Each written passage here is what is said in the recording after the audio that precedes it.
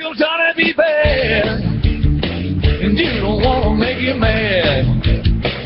This is pretty as a picture. Hey. All right, we're back. Tell them where we're at there, Lucas Perry, please. That would be youtube.com. Type in American Adversaries or Adversaries TV, which is our channel. But the best way to find us is Periscope. Type that in. You'll find all of our videos. All right, there you go, Periscope. You can see what we're doing. That is General Lucas Paris, who has the Periscope head cam up and running.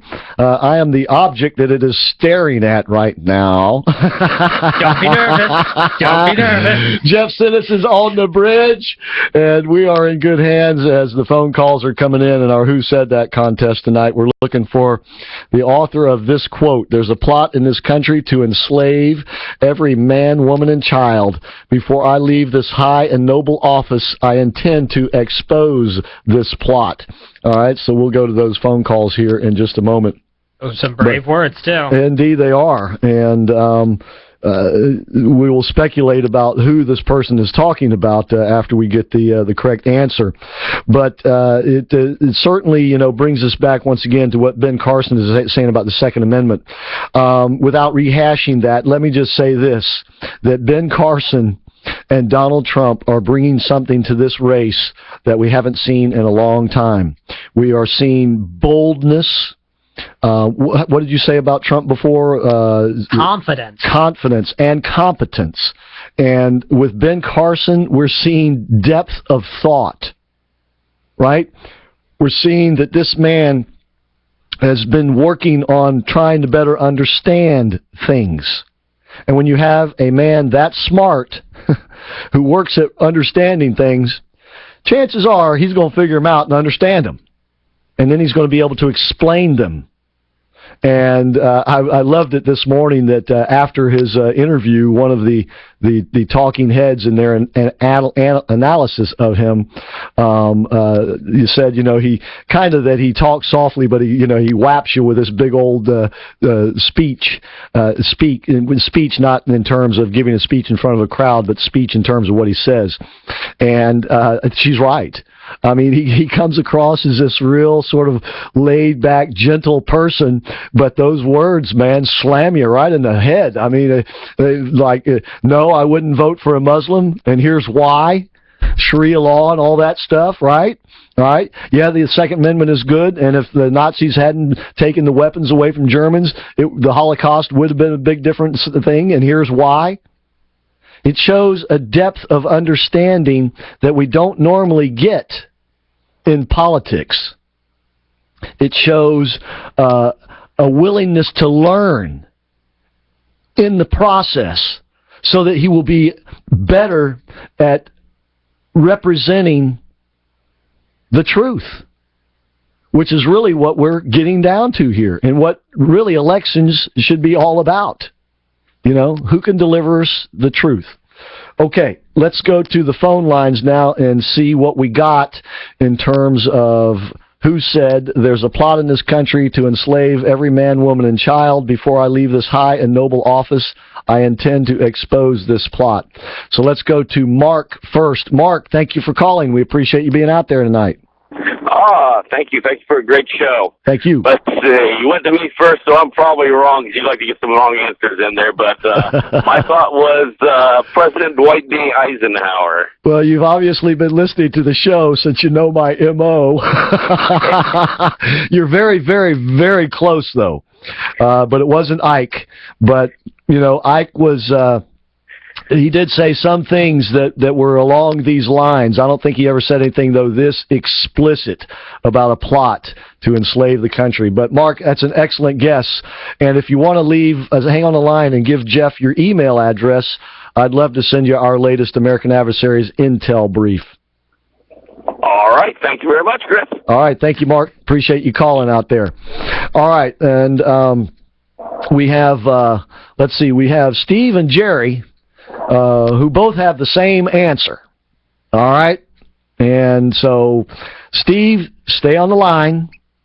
Jerry, I'm going to go to you first. Now, let me just go to Jerry first. Jerry, thanks for calling. Yep. We appreciate you being out there tonight.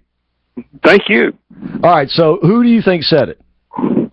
John Fitzgerald Kennedy. All right. Steve got the same answer, and since now Jerry, it says you're from St. Augustine. From Jacksonville, actually, but in St. Augustine today. Oh, okay. All right. Well, how did you know that? And Steve, don't go away. Go ahead. I'm sorry. How did you know that? Look, I first of all, Kennedy said a lot more than just that. Yeah.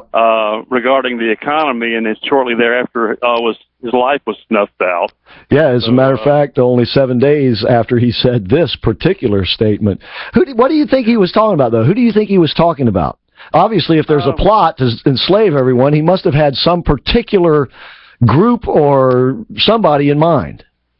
I think the world globalist system had pretty much struck home with the Kennedy family years earlier, and he knew all about it. And when he got into office, he realized just how strongly it influenced the government, and he saw the effort to try to destroy the economy by going to a global economy. So this was nothing new to Kennedy. Right. You know, and he also, he and his father, Joseph Kennedy, were supporters of McCarthy. And when the Senate voted to censor McCarthy, John Kennedy abstained from the vote. He wouldn't do that. So obviously you're right that they knew something about some global movement. But I wonder if it was also something a little bit more than that. But Jerry, I want to thank you for calling, but I'm going to have to ask you, are you ever in the Orlando area? Would a $20 gift card to Cafe Positano, would you use it? Probably yes. We go through Orlando to Tampa every week. Oh, well then, doggone it, you're going to get it. And I hope you will try Cafe Positano. It's a great Italian restaurant. If you like Italian food, man, you'll love Cafe Positano. We'll do it. All right, well, thank you for calling. We appreciate you being out there and listening from so far away. God bless you. Thank you. All right, I want to go to Steve now. Steve, you also had JFK as the answer. How did you know that? Hey, I love you guys, Joe. Thank Appreciate you. all you do for our country. Thank you, sir. How did you know JFK said that? I mean, a lot of people are aware of it, but I just kind of want to know. Yeah, I think people need to educate themselves, and I know that's a big part of what you guys are doing. Yeah. Go on YouTube. I recommend for all your listeners to go on YouTube and listen to Kennedy, JFK there, and understand. If I'm not mistaken, he was a Democrat. He sure was. I can't imagine a Democrat saying anything remotely close to what he used to say. And, you know, if he was alive today and running for office, or, you know, a politician today, he would be a Tea Party candidate. I mean, he'd be so far to the right. You're right. Which proves the point how far the whole country, the whole political system has moved to the left. Yep. There's no, you know, to me, that's the best way for people to figure out how far we've moved since this time. Boy, you are so right about that. You know, here's a Democrat, John Kennedy, being elected after a Republican had held the office for 8 years. And how did he get elected? We need to build up the defense, right? We need to have tax cuts, right? I mean, it's unbelievable. It is, isn't it? Well, you know, I think it's not really a conspiracy. It's, you know, well, I guess some would debate that, but I think the United Nations, the question that you were asking. That's what I wanted to ask you next, yeah. That was the next question. I think the United Nations is the organization or the body that he was most concerned about building a global structure. Well, certainly all indications would be that it would be something to do with that, perhaps something to do with the UN and working with socialists and things of that nature. But, you know, I also wonder if he perhaps didn't foresee the Islamic threat.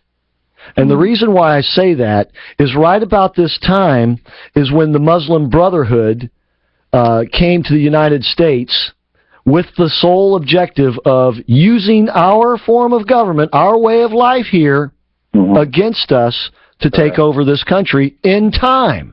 Obviously, they didn't plan on it happening in 2 or 3 years. They planned on this being a decades-long process. I just wonder if perhaps, because he's talking about enslaving every man, woman, and child. Now, that would either be communism via the UN, like you said, or perhaps Islam. I don't know. But nonetheless... Two-pronged attack. Perhaps it's both. You're right. You're right. And that brings up a point that I would like to make. A lot of people think Barack Obama is a Muslim. We had a guest on the show just this past week, Avi Lipkin. He's convinced of it. He's, Israel. His wife, listens, was a translator for these Arabic newscasts. And he's convinced he's a Muslim. I don't think so. I think Barack Obama is an atheist. He is a Marxist, and Marxists are atheists. Plus, he's so arrogant, he's too smart to be dumb enough to believe in God, right? That's the way he looks at people who do. And so the question is, then why does he help Muslims? And it's because I think that he's using them as a tool, and they're using him as a tool. And like you said, it ends up being a two-pronged approach against us. And at the end of the day, they're both looking to enslave us. And then at the end of the day, they think, well, the Muslims think, once I get finished with the communists, I'm going to enslave them too. And of course, the communists are thinking the same thing about them. Unfortunately, we're caught in the crossfire because we're the enemy of them both. Correct. And then the communists also, I think it might have been Stalin who stated, and I can't. We will bury you so gently you won't even know it. Something to that effect. Yeah, things like that. To attack the country, attack the family, attack from the inside. You have to exactly. You'll never take America down from outside, from an outside force. It's going to have to be from the inside. That's it. You got it, my man. I think that's also communism will be maybe the third prong. You're right. All right, Steve. Excellent call. Both you guys got that right, and you'll both be getting winning packages. So you two will get the gift card and the T-shirt and Roxy Pacifics. This great stuff for your skin. Keep your skin healthy. I would just like to say, if I can, I'm very excited. I really agree with the things that you just said, both about Trump and Carson.